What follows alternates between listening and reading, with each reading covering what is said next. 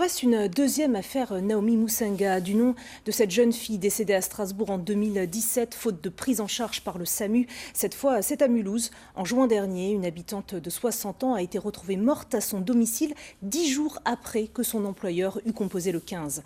Les précisions de Loïc Schaeffer et Eric Kleinhofer.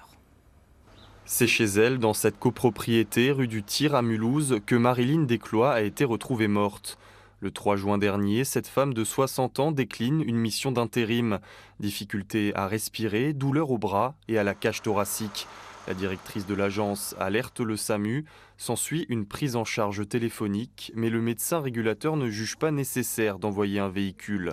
10 jours plus tard, un voisin retrouve Marilyn Desclois morte dans son lit. Arrêt cardiaque, d'après l'autopsie. Cette voisine, qui habite l'immeuble d'à côté, se souvient d'une femme qui vivait seule. Je pense que c'était une femme qui était isolée.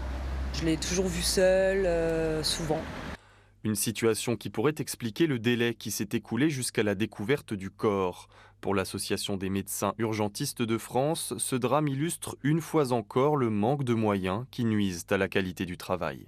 Quand on est au téléphone au SAMU et qu'on a des appels en permanence, qu'on passe notre temps au téléphone à chercher des places, à négocier une place, à transférer un patient parce qu'on a fermé l'hôpital de proximité et qu'il faut le transférer à 50 km, vous comprenez bien que cette tension augmente les risques d'erreur.